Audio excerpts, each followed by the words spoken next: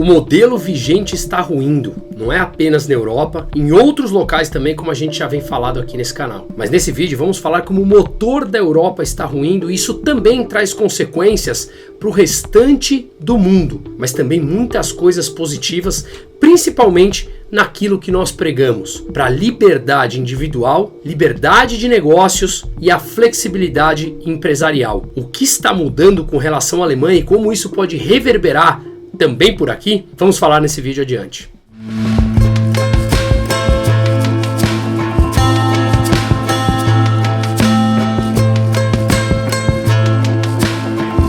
Mas antes de continuarmos, queria um pouco da sua atenção. Aqui nesse canal, a gente valoriza veículos de comunicação que pregam os mesmos valores que nós. Liberdade de expressão, liberdade de mercado e valores extremamente sólidos. Esses merecem todo o nosso respeito e todo o nosso apoio em meio a tudo isso que estamos vivendo. É por isso que não apenas faço parte da equipe da Revista Oeste, como ela também é uma mídia independente que está levando jornalismo sério e verdadeiro, sem censura, com uma qualidade a cada vez mais pessoas. E agora eles estão com uma campanha histórica para atingir os 100 mil assinantes. Fato histórico, pregando a total liberdade de expressão. E eu quero que vocês façam parte disso junto comigo. Acesse o link que está aqui na descrição ou o QR Code que está aqui na tela. Não fique de fora dessa. Ao assinar, você não apenas está apoiando um jornalismo sério que bate contra esse sistema corrupto autoritário, mas também ajuda a divulgar e estruturar essa causa que está tomando corpo no Brasil. Precisamos buscar nossas liberdades. Esperar alguma coisa deles é esperar que sejamos calados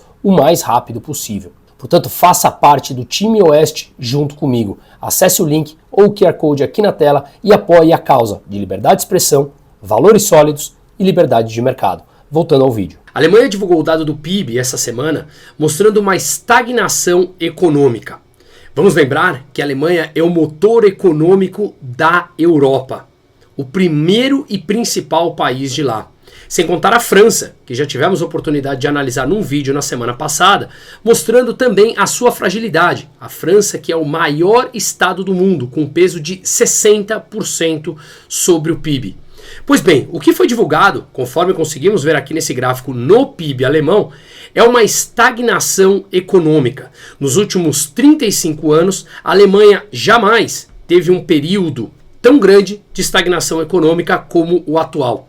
Já são 5 anos. O período anterior havia sido entre 2001 e 2005, durando assim, portanto, 4 anos. Mas fica claro nesse gráfico, aqui no lado direito, o crescimento, ou melhor, a estagnação apresentada nos últimos anos, principalmente a partir de 2019. 2019 para cá já são 5 anos, mostrando que sim, o PIB não está crescendo e está completamente de lado. Portanto, uma estagnação no motor econômico da zona do euro.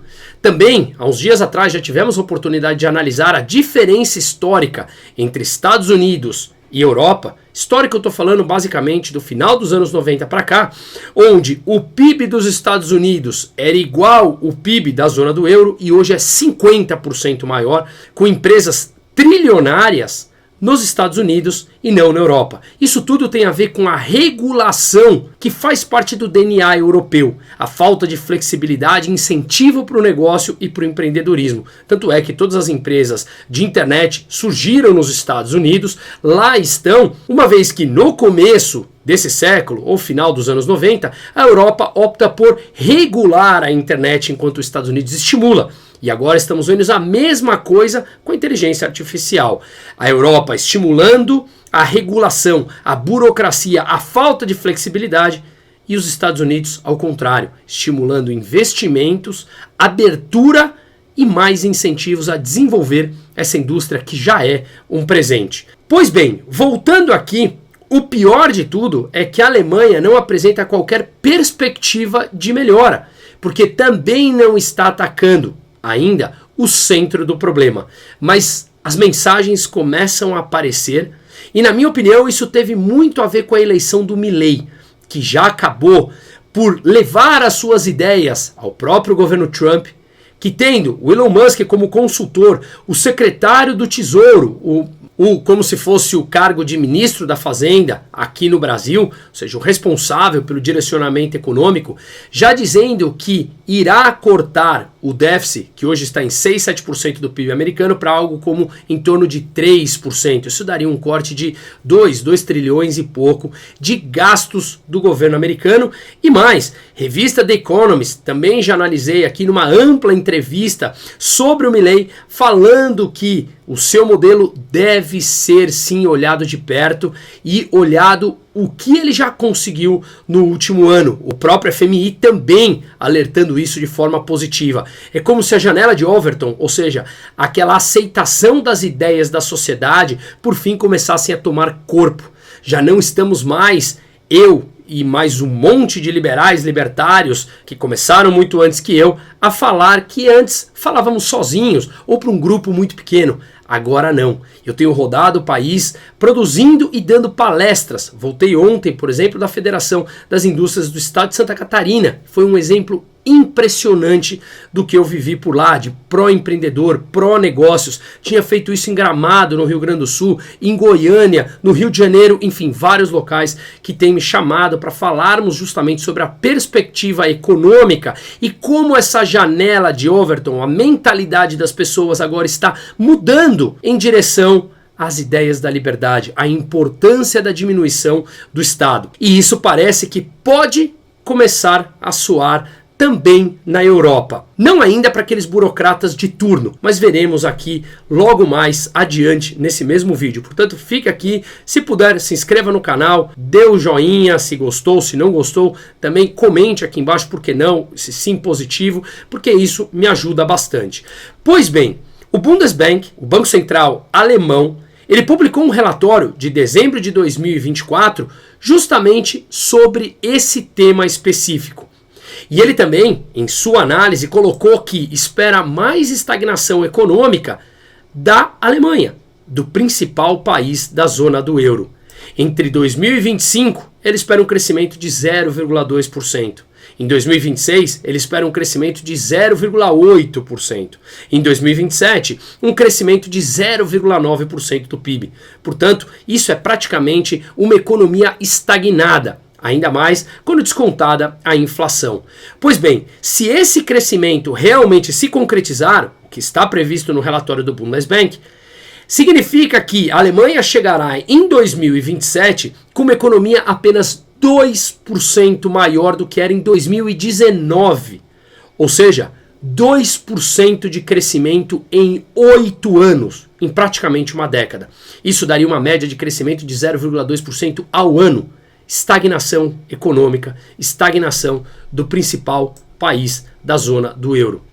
E o que a gente vê é que ainda os burocratas de turno, principalmente a Christine Lagarde, presidente do Banco Central Europeu, falando que essa falta de crescimento dos principais países europeus precisa ser enfrentada com uma taxa de juros mais baixa. Inclusive, essa foi a justificativa para eles baixarem mais uma vez a taxa de juros. Essa semana que passou, lá na zona do euro, o Banco Central Europeu baixou as taxas de juros em 0,25% e deixa o caminho para maiores cortes de juros nas próximas reuniões. Só que o que acontece é que, será mesmo que esse problema de falta de crescimento da zona do euro é por conta de um juros que estava mais alto em 3,25%? Agora em 3%? Será mesmo que o grande foco do problema europeu é o custo mais alto do empréstimo? Tem que baixar novamente as taxas de juros para estimular empresas e famílias a se endividarem mais? Para justamente manter o mesmo padrão e modelo econômico que ele vem falindo ao longo do tempo? Vamos apenas fazer um parênteses que qualquer ciclo econômico demora alguns anos. A Argentina demorou uns anos para chegar onde está. O modelo econômico lulopetista, que no começo é um sucesso, se endivida, tem capacidade, espaço para se endividar, para distribuir dinheiro, para ter um Estado intervencionista, ele tem um tempo até que se esgote. Estamos vendo esse modelo praticamente esgotado. A China agora a mesma coisa, apresentando dificuldades de manter um crescimento da ordem de 5%, que é a meta deles, estão tendo agora, ao transformar a economia em uma economia que eles construíram tudo, portos, aeroportos, rodovia, e para isso demandava mão de obra, demandava commodities, agora ao transformar uma economia em economia de consumo, estão enfrentando amplas dificuldades, uma vez que eles têm uma economia planificada centralmente. Mas isso também demora anos. E justamente isso mostrou e ilustrou tão bem Mises e Hayek, que foi prêmio Nobel em 1974, falando que os ciclos econômicos realmente têm um tempo, mas o ciclo intervencionista ele se esgota. E ele se esgota sempre com uma crise maior, que é justamente retirar os excessos praticados na economia ao longo dos últimos anos intervencionistas.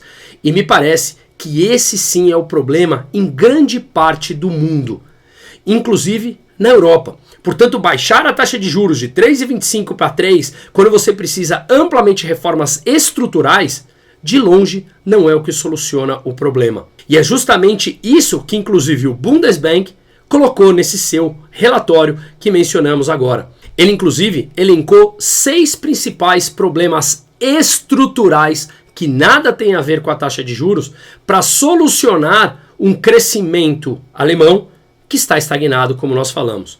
Pois bem, no seu relatório ele começa da seguinte maneira: está ficando extremamente claro que o problema da economia alemã que está lutando não são apenas problemas pontuais, mas sim persistentes e estruturais. Está sob uma grande pressão para adaptar para mudanças estruturais por conta das condições econômicas, tanto locais como fora. Esse é o principal problema da economia alemã, que ela é orientada à exportação no setor industrial. Ou seja, ela menciona claramente que o problema está nos problemas estruturais. E quais são esses problemas estruturais? Vamos a eles aqui rapidamente para ver como o que nós defendemos há muitos anos, e as ideias nesse canal, é justamente o que começou a ser feito na Argentina, será implementado agora nos Estados Unidos com mais corte de gastos, menos impostos, maior flexibilidade, maior estímulo empreendedor, e está sim transbordando para outros países que podemos entrar num novo ciclo em breve, se assim permanecermos. Pois bem, o primeiro motivo citado pelo Bundesbank é justamente que o grande problema enfrentado agora pela Alemanha, depois daquele modelo de subsidiar energia e comprar energia barata da Rússia, que agora não mais acontece, acabou. Ou seja, o primeiro motivo é que a vantagem em custo energético que a Alemanha tinha não existe mais. Portanto, é o que nós falamos. Parece sempre que a solução que esses intervencionistas querem é uma solução populista eleitoreira para angariar votos que no curto prazo tudo parece mil maravilhas. Como os americanos falam, does it ring a bell? Parece alguma coisa que está acontecendo aqui no Brasil que nós falamos amplamente de como o PIB brasileiro está crescendo puramente por expansionismo fiscal e nada mais do que isso. Esse modelo é sustentável? Parece que o próprio Bundesbank já vem falando que não. Se eles tivessem se preparado com competitividade, com maior produtividade, estimulando o mercado aberto, agora eles não sofreriam isso de forma tão abrupta como tem acontecido. O segundo motivo citado por eles é justamente as necessidades da transição para a energia verde. Quantas vezes nós batemos nesse canal aqui durante a pandemia que essa imposição autoritária para mudança verde causaria inflação e aumento da pobreza? É óbvio. Você não consegue mudar uma estrutura de criação e geração de energia para sustentar o mundo em 5, 10 anos. As coisas estão acontecendo. As mudanças acontecem. E justamente acontecem na mão dos empreendedores livres, que têm uma capacidade praticamente infinita de gerar novos negócios e agregar valor à sociedade. Basta olhar que países como Noruega, como o Brasil, já tem na sua matriz energética grande parte com matriz livre de carbono. Mas esses globalistas, esses intervencionistas adoram impor a sua agenda autoritária e querem que seja de curtíssimo prazo. Só que isso impõe inflação e as pessoas não toleram. No começo, a ideia parece muito bonita, de acreditar na capa do jornal. Quando as consequências chegam e doem no bolso de cada um, eles realmente abandonam a ideia. Acontece é que isso sempre foi muito fácil de prever. Mas durante a pandemia, quando o mundo politicamente correto crescia, nós aqui apanhávamos, justamente porque batíamos de frente com relação a isso. Agora, inclusive, o Bundesbank já vem falando. O terceiro ponto importante são as consequências demográficas da própria Alemanha. A população envelhecendo, cada vez tendo menos filhos. E se pararmos para analisar, nas entrelinhas tem uma mensagem do próprio Bundesbank contra essa agenda woke, que também tomou conta na Europa e já está, por fim, retrocedendo em vários locais. Por quê? Porque muitos que pregam essa agenda acabam não querendo mais ter a tal família tradicional e dessa forma não tem filhos. A população envelhece, não tem mais gente nascendo e as consequências são brutais. Além de, óbvio, as pessoas envelhecendo demandam determinados produtos e serviços que a geração mais nova não demanda. E se a Alemanha não se adapta a conseguir suprir, baseado na oferta dessa nova demanda, é claro que isso será comprado de fora. E, portanto, a economia alemã também acaba sofrendo. O quarto ponto, que vai exatamente na linha do que nós falamos, como todos eles aqui, é justamente demandas regulatórias exigidas para as empresas. A Europa adora regular, adora burocratizar. O Brasil, infelizmente, copia os Estados Unidos em muitas coisas, mas na parte boa, na parte de desregular, de estimular um mercado de trabalho flexível, de estimular o empreendedorismo, infelizmente a gente traz isso da Europa. Portanto, o próprio Bundesbank falando que a demanda regulatória exigida na Europa, que acaba dificultando a flexibilização trabalhista, a flexibilização de contratação, de mandar embora, de produzir, altos impostos, impacta diretamente nas empresas e, portanto, está afetando também a Alemanha. Mais um recado direto do próprio Bundesbank. O quinto ponto é justamente a incerteza que rodeia a economia e as condições políticas na Europa como um todo. Vamos lembrar que a França, que fizemos um vídeo sobre isso, e Macron teve que demitir agora o seu primeiro-ministro, acabou de indicar um novo, a Alemanha também passou por esse processo recentemente e vem enfrentando dificuldades de qual será a coalizão governamental que se formará para conseguir definir as políticas que conduzirão a Alemanha nos próximos anos. Será mais aberta ou continuará sendo regulatória, intervencionista, que é justamente a causa dos problemas de anos atrás que começa a estourar agora? E o sexto ponto, por fim, tem a ver com o que está acontecendo no mundo, que as empresas alemãs vêm enfrentando um mundo com maiores barreiras protecionistas, isso acaba encarecendo os impostos e dificulta as exportações da indústria alemã. Ou seja, um mercado mundial mais fechado, com mais impostos, mais barreiras comerciais e, como falamos no começo do vídeo citado pelo Bundesbank, a economia de exportação alemã acaba sentindo diretamente esse impacto. E para finalizar, eles falam sobre a maior concorrência com países emergentes, especialmente a China. A Alemanha, vamos lembrar que ela sempre foi especialista em produzir e exportar carros a combustão. E a China vem inundando os países com agora os seus carros elétricos ou os carros híbridos, e isso acaba tirando competitividade. É claro que mais um politicamente correto da Europa que falou que até 2035 não se produziria mais carros a combustão. Veremos se isso efetivamente se concretizará. Só que uma economia fechada, com restrições burocráticas às empresas, com altos custos, com altos impostos, como é que a Alemanha consegue se adaptar até 2035 para mudar a sua forma de produzir carros a combustão para elétrica, para continuar sendo competitiva no mundo? Vamos lembrar que ela compete agora com a China, que tem uma energia mais barata e uma mão de obra mais barata, que a Alemanha e a Europa como um todo resolveu subsidiar lá atrás, ficar dependente de um único produtor, importando da Rússia, como falamos, e agora o preço dela explodiu e ela não usou esse tempo para se adaptar às novas demandas mundiais. E com uma burocracia inchada, regulações altíssimas e dificuldade de mudar essas regras, até porque faz parte do DNA europeu como um todo, isso acaba complicando e colocando a Europa como um todo em situação muito perigosa. Portanto, todos esses motivos que nós vimos citados pelo Bundesbank não tem a ver com baixar a taxa de juros. Não tem. tem a ver com reformas estruturais profundas de diminuição do Estado, de abertura comercial, de desregulação, de baixar os impostos e deixar que as empresas compitam entre si. Lembre-se, mais um ponto da Escola Austríaca de Economia que nós defendemos, amplamente colocado em prática pelo Milei, com resultados extremamente positivos e enaltecidos por todos, inclusive com a diminuição da pobreza, que já está em níveis menores do que quando ele assumiu, que já passou para os Estados Unidos, que muitos no Brasil aqui falam, que começa agora a importância de também ser colocado em prática na Europa. Por quê? Porque o modelo se esgota. Quando o modelo de endividamento, intervencionismo chega no limite, se você continua acelerando, o resultado é inflação e, portanto, empobrecimento, perda do poder de compra da população.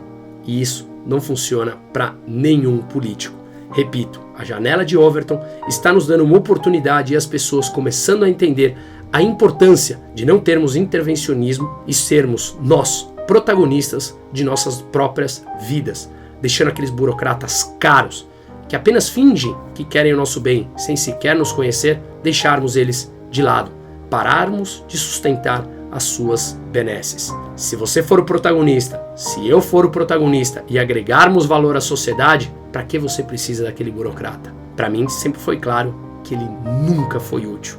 Agora está ficando mais claro para um conjunto de pessoas. Afinal de contas, o resultado intervencionista está chegando no limite. Aqueles que se cuidem, senão o resultado é a pobreza. Por fim, em meio a tudo isso, é claro que oportunidades surgem.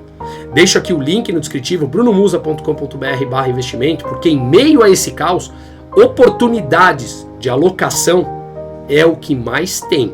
O Brasil está longe de dar calote na sua dívida. Tem ativos extremamente interessantes, inclusive olhando lá para fora, onde também atuamos. Bom, vá no descritivo, sou eu mesmo que respondo lá e será um prazer falarmos a respeito. Em meio ao caos é quando as oportunidades aparecem, mas esse modelo está simplesmente esgotado. Que venha a liberdade. Seguimos.